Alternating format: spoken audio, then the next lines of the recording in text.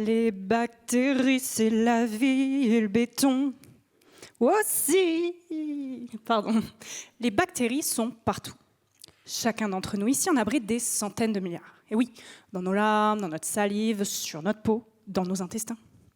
Et bien le béton, lui aussi, il est partout. Pas de béton, pas de construction. Pas de construction, pas d'activité. Pas d'activité, pas d'activité. Et alors, qu'est-ce qu'on fait? Et oui, on a besoin de ponts, de ports, de tunnels, de barrages, d'usines, mais aussi d'immeubles, d'universités, de stades de sport, de piscines, de salles de cinéma et de spectacles.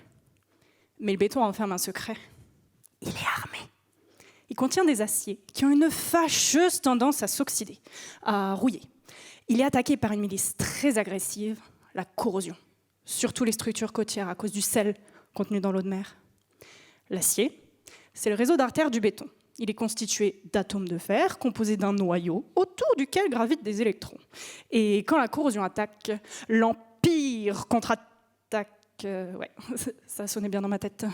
Quand la corrosion attaque, le béton est alors blessé, atteint par les projectiles ennemis, et tout l'ouvrage commence à mourir.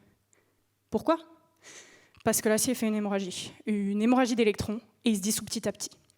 Bon, il faut sauver le soldat béton et stopper la corrosion. Ça tombe bien, c'est l'objectif de ma thèse. Et pour ce faire, je vais faire appel à qui? À nos amis les bactéries. Avec une électrode de référence, je vais ausculter le soldat béton pour déceler les zones hémorragiques, comme une échographie. Puis pour stopper l'hémorragie, je vais utiliser une perfusion d'électrons. Et grâce à un modèle numérique, je vais prédire leur distribution dans le réseau d'acier. Mais ces électrons, il faut les produire. On fait alors appel à une unité médicale d'élite, la protection cathodique, qui jusqu'alors était composée de 2 escadrons. L'escadron métal sacrificiel, qui donne naturellement ses électrons pour protéger l'acier, mais qui ainsi faisant se dissout et se répand dans l'environnement.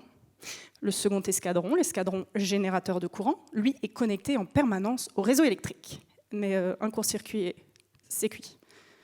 Pour les remplacer et contrer leurs failles, j'ai créé ma propre unité pour protéger le sergent béton armé. L'unité d'élite, protection cathodique biogalvanique. J'ai recruté des bactéries naturellement présentes dans les sédiments marins, au pied des structures plongeant dans l'eau de mer. Ces bactéries sont électroactives.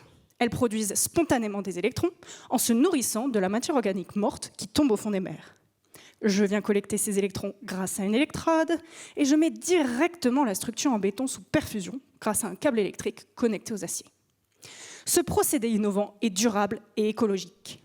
L'énergie électrique produite par mes bactéries est renouvelable et gratuite. Bon, les bactéries ne vont pas alimenter nos maisons, hein, mais elles peuvent sauver nos structures en béton. Alors qu'est-ce qu'on dit? Merci les bactéries!